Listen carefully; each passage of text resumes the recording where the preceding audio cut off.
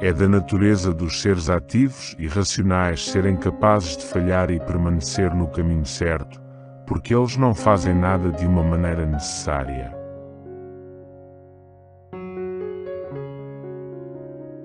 Vamos nos aplicar à virtude, certos de que depende de nós nos tornarmos melhores ou piores.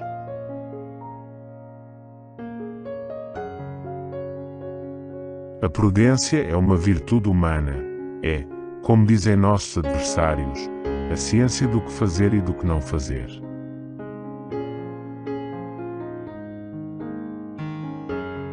Recompensamos o que elogiamos e punimos o que culpamos.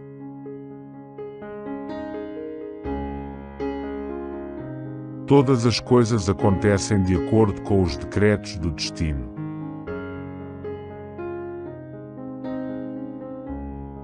Se o destino não regula todas as coisas, não há mais ordem segura e inviolável no mundo.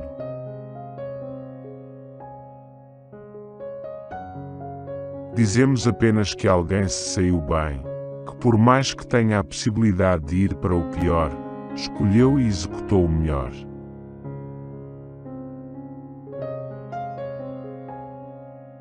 Somos apenas mestres do que também temos o poder de não fazer.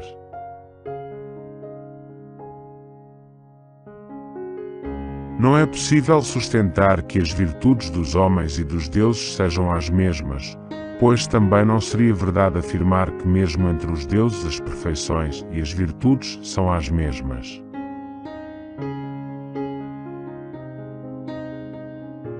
À medida que boas e más ações são feitas, e o bem não é mais ignorado do que o mal, daí surgem elogios e críticas, recompensas e punições, todas interrelacionadas e intimamente conectadas.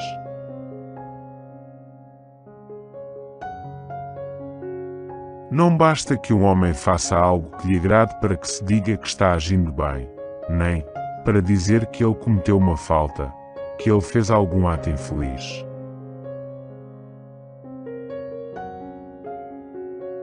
Se, portanto, tudo não acontece inevitavelmente, não há bem nem mal.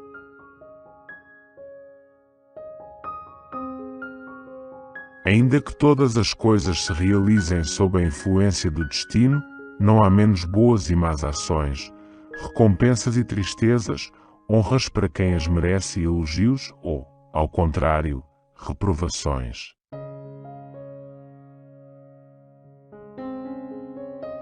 A recompensa é o preço do mérito e a punição uma correção. Não se segue, portanto, se é destino, que não haja preço de mérito ou correção.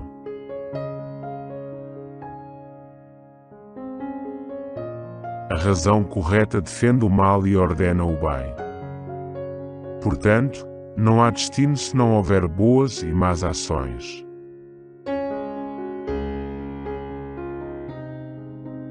O homem honesto tem, cada vez que age, a liberdade de não agir, se não há dúvida de que ele age em casos que também envolvem a possibilidade do contrário.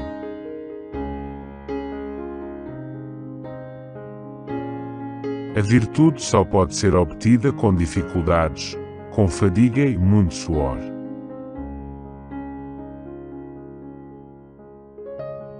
Quando se aconselha alguém a tomar um lado e a adotar um curso de ação que esteja de acordo com esse mesmo lado, anuncia-se o que deve ser, mas não ocorre à mente que o que se anuncia deve ser necessariamente.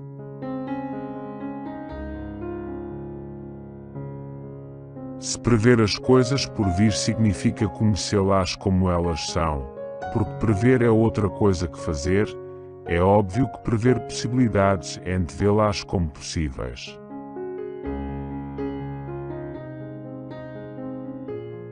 É praticando a temperança que nos tornamos temperados.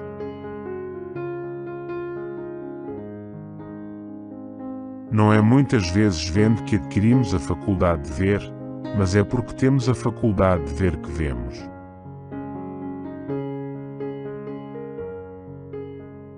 As maneiras dos homens se diversificam com a própria diversidade de hábitos.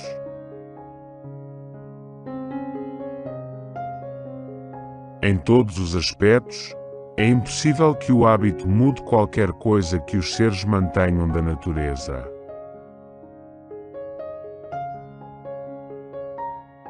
O que de fato é a virtude, a perfeição e o grau supremo da própria natureza de cada um.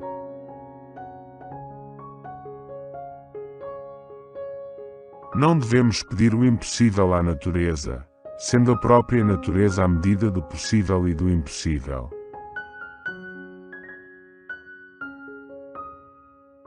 O que é ou foi não pode não ser ou não ter sido, ao passo que o que deve ser também pode não ser.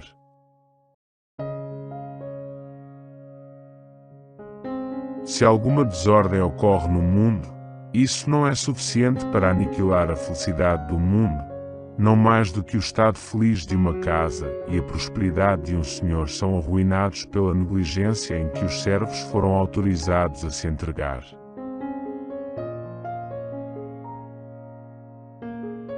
Os corpos divinos e sua revolução bastam para manter a continuidade das coisas no universo.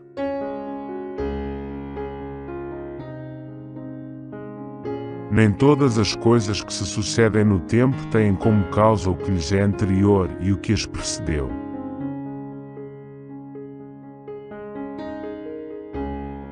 O homem é para si mesmo o princípio do que é realizado por ele.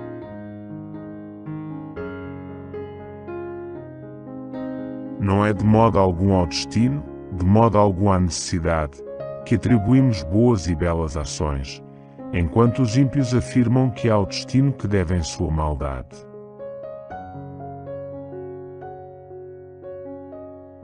Muitas vezes o homem se afasta das coisas que lhe parecem doces, e mesmo quando seu apetite o leva até lá, porque ele não acha que a razão concorda com a aparência.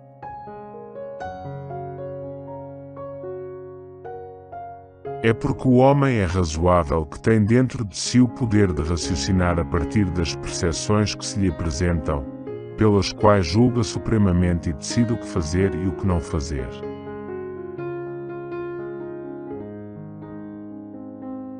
A espontaneidade consiste no que vem de um assentimento não violado, e o poder livre no que se produz com um assentimento determinado pela razão e pelo juízo.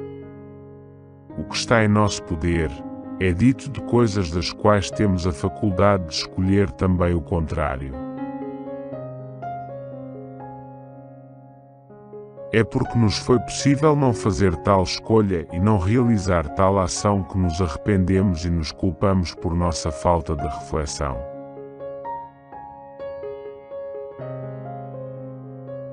A verdade na prática refuta as opiniões errôneas que dizem respeito à prática.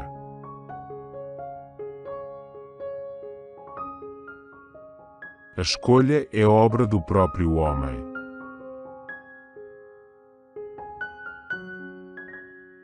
Deliberamos apenas sobre as coisas que devem ser feitas por nós e que dependem de nós.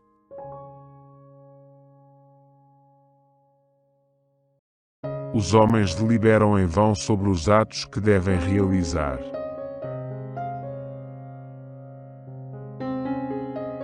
Aquele que ama o perigo e que é naturalmente ousado geralmente morre de morte violenta, pois esse é o destino de sua natureza.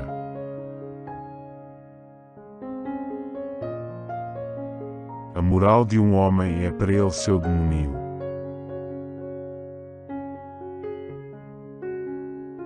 A lógica dita que o que acontece fatalmente acontece da mesma forma que o que acontece naturalmente.